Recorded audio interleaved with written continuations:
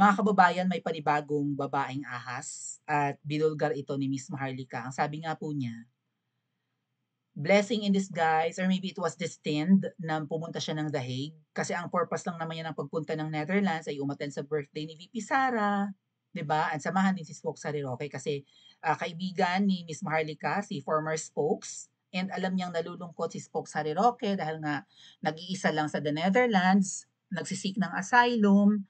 So, ano, mabuting kaibigan si Miss Maharlika pero masamang kaaway yan. Delikado.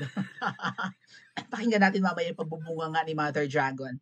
So, yun lang yung kanyang itinerary, yun lang yung kanyang purpose of travel to the Netherlands, di ba? Samahan din, puntahan din yung ating mga kababayan na nagtitipon-tipon dyan sa harapan ng ICC or dyan sa the 30th Street or the 30 Forest.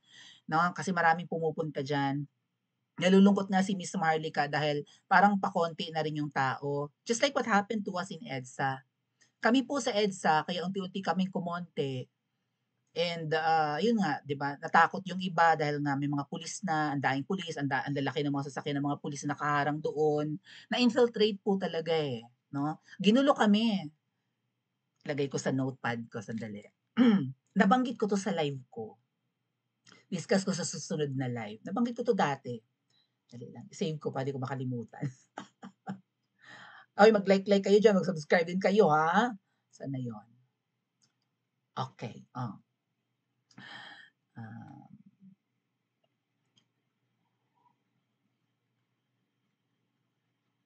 may sumabotahe sa amin sa EDSA, kaya hindi kami nag-succeed, hindi kami dumami. May sumabotahe rin po sa Mendiola, tama? Mga double agents nga yung iba doon, di umano. Kaya hindi rin nag-succeed yung Mendiola. Pero lahat nanonood na nun kasi Mayor Baste, di ba? Nanonood na nun. Sabi niya, oh, dyan kayo sa Mendiola, tapos sumugod na kayo sa, alam nyo na, palapit-lapit. Malapit-lapit na kayo sa palasyo ng mga ahas. Parang may ganun sinabi si Baste, no? Unfortunately, na-infiltrate ng mga double agents, inilipat ng location. So, yan pala rin ang nangyayari sa Dahig. Hindi papayag ang Ngiwi administration or ang angka ni Ngiwi. So, ibig sabihin, kasama dyan si Mangga. Hindi papayag ang prutas na yan na magkakaroon ng people power kahit dyan sa Dahig. Kaya siguro nasasabotahe ang Dahig. Pakonti na ang bumabalik dyan ng mga Pilipino, kung may nakapunta man nangako ng hindi babalik kasi binabastos ng mga nandyan. Yun nga mga nakabangayan ni na Miss Maharlika yan sila chipmunks. Kasi ang attitude, alam niyo sabi sa akin ng taga-US mga kababayan, pag pumunta ka daw dyan sa Dahig, yung sinasabi daw ng mga Pinoy dyan, lalo yung mga nandyan nagsisiga-sigaan nga sa Duterte Street or Duterte Park sa harap ng detention facility. Ang tanungan daw ganito mga kababayan ha, taga saan po kayo? Ayun ang tatanong kung saan kayong country galing. Ngayon, ano po ang trabaho nyo doon? Yan daw yung second question. Hindi sa sinisiraan natin ang mga ang mga naghahari-harian diyan sa Dahig. Pero yung mga residents na diyan at mga matagal na sa Netherlands, ganyan daw ang behavior, ganyan daw ang attitude. Tanungin kung saan kang galing bansa, tatanungin kung anong trabaho or source of income mo, and then kung gaano kalaki yung yaman mo. Ngayon kung hindi ka mayamang OFW at pupunta ka diyan, hindi ka raw ini-entertain. Sinusungitan ka pa. Anong klase yan? Mabuti na lang kahit sina Ate Ana ng Pari, parang pabalik-balik pa rin dyan. Pero yung iba daw tinabangan na.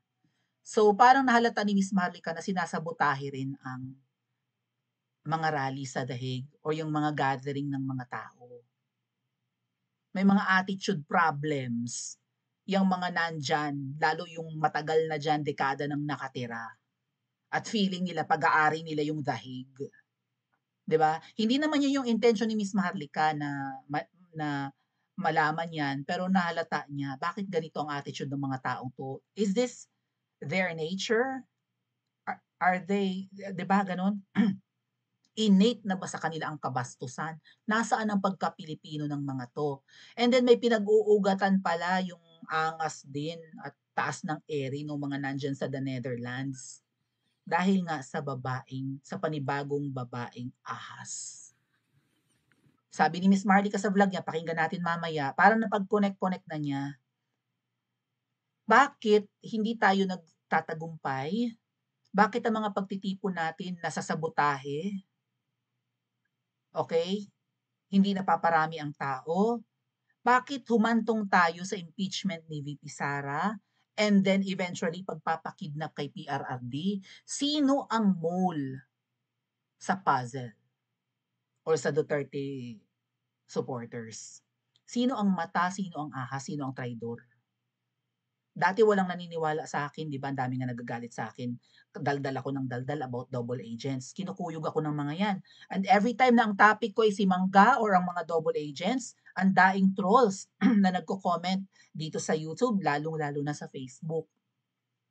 Kinukuyog nila ako, pinagkakaisa nila ako, humantong pa sila sa pagta-tag kay Torre. Gusto nila akong dakpin ni Torre. Kakampi pa ba natin yung mga 'yan?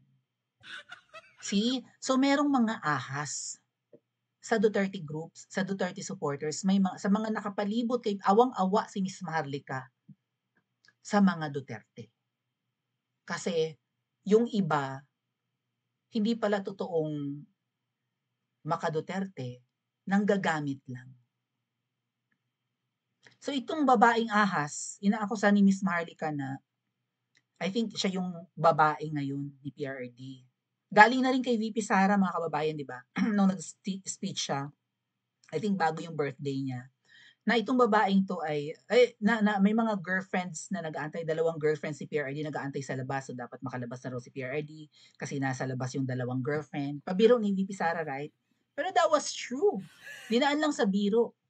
I think isa yung girl na yun sa tinutukoy. Siyempre si Ma'am Hanilet nandun, and then there's another girl. And alam namin yan, matagal na. Kasi si girl din naman ang nangangalandakan na siya ang latest babae ni PRRD, itong si Viva Hot Babe. So, ngayon na pagtagni-tagni ni Miss Maharlika na iba yung galaw nito bakit pinapakita, mag-o-open ng laptop daw, ipapakita sa mga tao yung intimate moments nila ni PRRD. So siguro nagsiselfie siya habang sila ay magkatabi sa higaan, maybe topless sila, maybe nakakumot lang ni PRRD, picture-picture.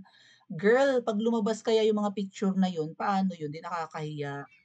Well, kaya namang panindigan ni PRRD yun, Muslim siya, di ba? Okay lang naman na mambabae siya ng marami. Maraming nagkakagusto, maraming mga talandi, maraming alpot, maraming mga, anong tawag nga sa kanila?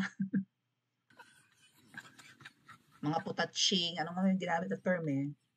Mga makakating gabi or whatever. Diba? Mga haliparot. Ayun, sabi natin Susan yata, haliparot. Marami naman talaga. Charming kasi si PRRD, mga kababayan. At syempre, familiar face, napapanood natin sa TV, sa balita. Pag na-meet mo in person, makikita mo, maganda pala si PRRD hindi naman pala ganun kalapad at kalaki ang ilong ni PRRD. Gwapo si PRRD, matangkad, maganda ang height. Kahit na nakabaston, di ba, maganda ang bihis, malinis. Maganda ang gupit. um, yun nga, maganda ang damit, di ba? May presence si PRRD, may charisma talaga. So maraming napapaibig. Hindi lang naman crush lang, kundi mahal talaga natin as a good leader si PRRD. Yung iba na di-develop. So itong girl na ito kasi ay part siya ng administration ni PRRD dati. And yun nga, 'di ba, hanga tayo, may mga magagandang mga staff si PRRD, mga makikisig, 'di ba? Sabi, nagbibiro kami sa si VP Sara, ito si PRRD siguro bading kasi ang gagwapo ng kanyang mga PSG. Hindi lang gwapo ang mga PSG, magaganda rin po yung mga babaeng nakapalibot kay PRRD nung siya ay ang presidente, no? Kaya lang tong ibang to, eh, siguro, nagandahan talaga si Tatay Digong, niligawan, umuo naman, and sila na yung latest. Pero girl, ano ang purpose mo, ano ang motibo mo na, sabi nga ni Miss Maharlika, ibinabalandra mo kahit kani-kanino dyan sa dahig, yung relationship status niyo ni PRRD, humahantong ka pa sa pagpapakita ng mga pictures niyo or intimate moments niyo ni PRRD. Baka mamaya naghahalikan sila lips to lips, 'di ba? Pinapakita niya, "Oh, ito ako sa buhay ni PRRD." Kasi siguro hindi siya pinapansin. Tapos ginagamit pa raw ng mga nagtatanggol sa babaeng ito, kasi si VP Sara daw yung sumenya, sinenyasan daw si girl, sabi ni Miss Maharlika. Sinenyasan daw ni VP Sara itong si Viva Hot Babe nating tawagin, or itong panibagong babaeng ahas, na patahimikin or patigilin yung speech ni Spoke Sara Roque kasi maingay. Sabi ni Miss Maharlika, hindi in good terms itong si VP Sara at itong si Viva Hot Babe. Bakit? Simply because si Viva Hot Babe o itong panibagong babaeng ahas ay sinisira niya ang pamilya ni PRRD. Kirida siya kabit. Base sa mga pinapakita niyang picture, 'di ba? Nangangaliwa si PRRD. At siya yung 'di ba, yung kasama siya yung kaulayaw. Siya yung panibagong babae na siya yung other woman, siya yung third party sa pamilya ni PRRD at saka ni Ma'am Hanilet. So girl, kahit Muslim si PRRD, sa sitwasyon ni Ma'am Hanilet, iniiputan mo ang ulo, right? No, iniiputan mo yung ulo ng asawa mo, may anak ka rin naman daw yata. Sabi ni Miss Maharlika. Pero bakit kinakalantarin mo si Pangulong Duterte? Pamilyado yung tao. Oh, sabi nga, huwag kayong maawa kay Ma'am Hanilet. Kawawa, sabi kasi ng iba, di ba, kawawa si Ma'am Hanilet. Ganyan, no? Palihim na sinusulot si PRRD sa kanya. Sabi ni Miss Maharlika, huwag kayong maawa, matapang na babae yan. Siguro, matagal na ngang married si Ma'am Hanilet kay PRRD. Siya naman ay second wife ni PRRD, si Ma'am Elizabeth Zimmerman, yung nanay ni VP Sara, ang unang asawa. Pangalawang asawa lang si Ma'am Hanilet.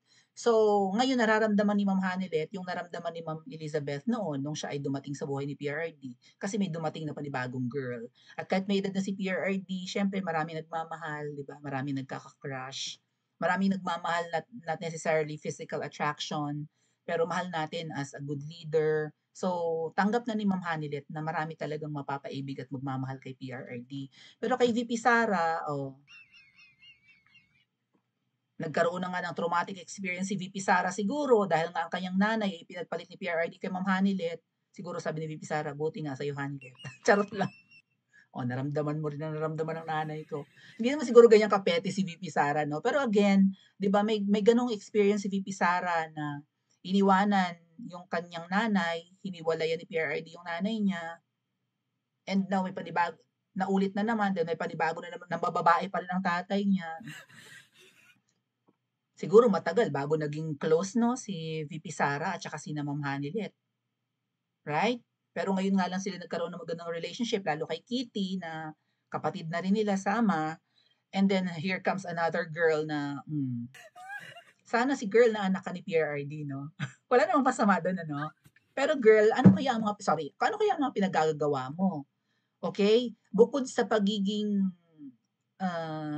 bukod sa nakakasira ka sa pamilya ni PRRD at ni Ma'am Hanilet, parang napagtagni-tagni ni Miss Maharlika na baka ikaw yung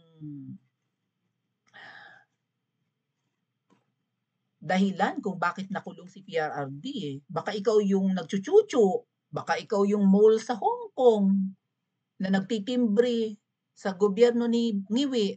Nabanggit yan ni Remulla sa interview niya sa isang TV network na meron kaming source na binabanggit sa amin kung ano yung plan nila doon sa Hong Kong. Yung meeting sa Hong Kong, yung meeting sa hotel, pinag-uusapan kung uuwi ba or hindi. Meron nagchuchuchu sa amin. Kung sino-sino na kasi pinaghinalaan natin. Again, sabi nga ni Miss Maharlika, nakakalungkot ang daing ahas sa mga Duterte. Nabubuking na ngayon.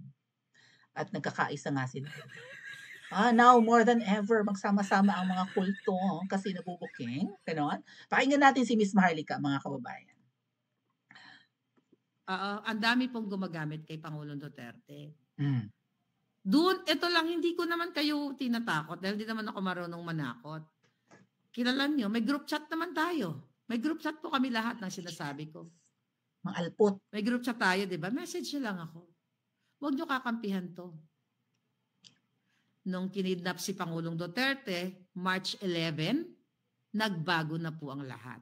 Oh my God. Okay. I think ang tinutukoy ni Miss Maharlika na huwag niyong kakampihan to ay yung pictures ng mga babaita kasama si Viva Hot Babe. Merong picture, yung double agent, or maybe mga, hindi ko nila lahat. May nakita akong pinost na picture kasama itong babaitang si Viva Hot Babe. Yung panibagong, yung latest girlfriend ni PRRD. Magko-consolidate na daw yata sila or something. Magsasama-sama sila more than ever. Right? May group chat kasi yan. At kung hindi ako nagkakamali, mga kababayan, nandun ako sa group chat, tinanggal lang ako. And I was the one who added Miss Maharlika to that group chat. Kung may mga nanonood ditong mga double agents, tama ba ako? Sa group chat kung saan kinik out nyo ko, ako pa ang nag-add kay Miss Maharlika dyan. At mukhang binubudol nyo pa nga si Miss Maharlika, di ba? Kaya lang ngayon, booking kayo. Mabuti ninyo kinikick out si Miss Maharlika sa group chat na yan. Again, may group chat kayo. Huwag nyo raw kakampihan yung babaeng yan. Baka lumapit yung girl eh. Di ba may picture nga sila? Tama? Oh, let's listen. Let's continue.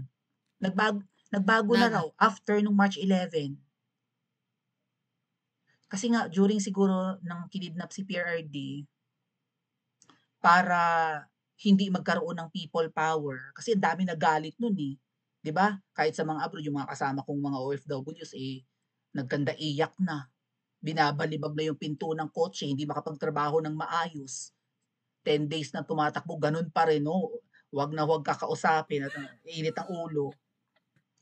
So, siguro, dahil galit na galit ang taong bayan, para huwag mag-people power, itong mga double agents ang pinagagalaw. Nag-recruit din ang nag-recruit, 'di ba? At isa-sabotage ang lahat ng pagtitipon hanggang The Hague.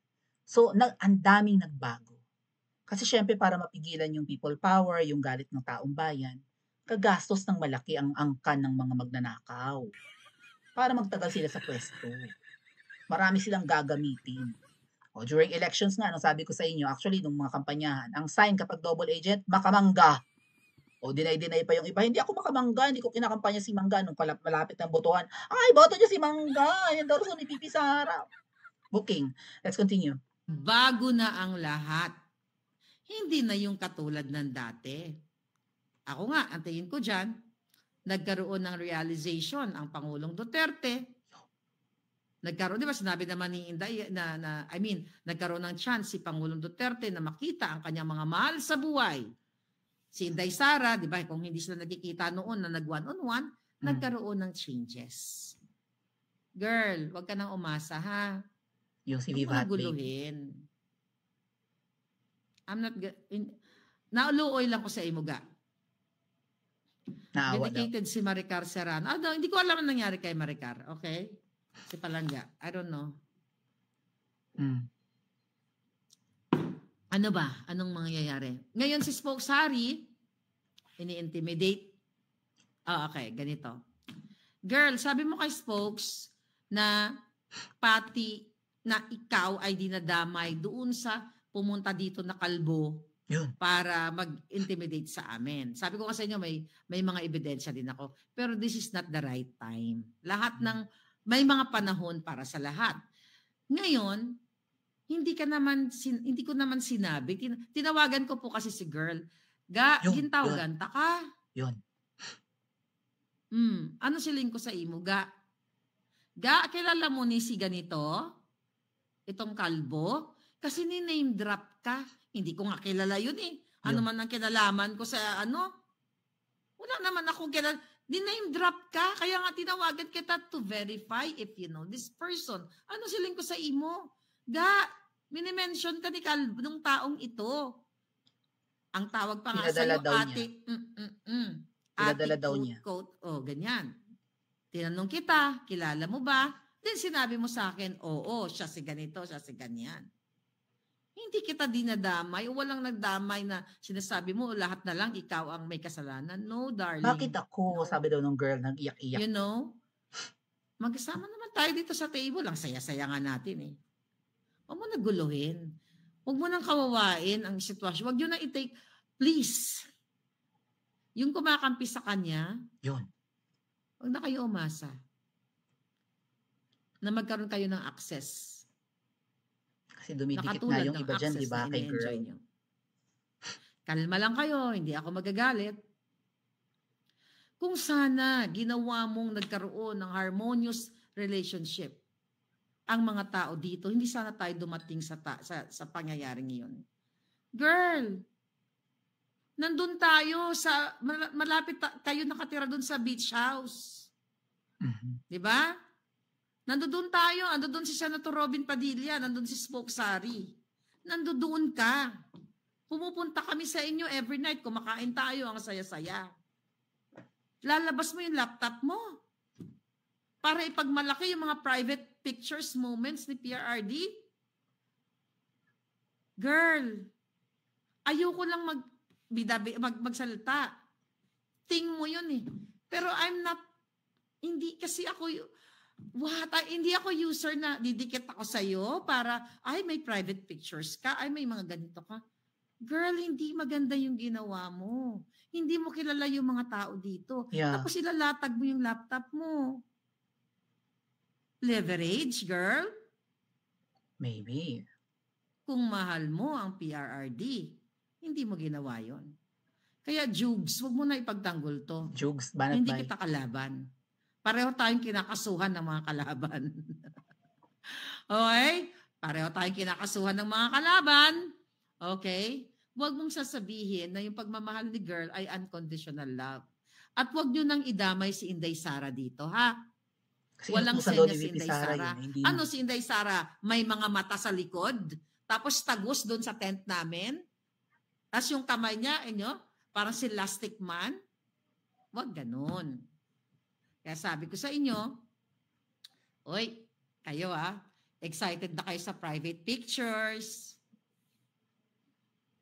Medyo maguguluhan kayo ngayon. Ba't hayaan nyo na munang, yung iba, I know it's hard. Yung mga nakakaalam lang halos nito, yung mga nakakakilala sa kanya, at yung mga nandito, yung mga close friend, kung ano pinagsasabi ko. So, yun nga, may mga pinapakita doon. Paano kung yung pictures na yan ay na picturean din ng palihim? Or paano kung may nag-request, pengin naman, yung kopya, tapos bigay naman si girl, hopefully not.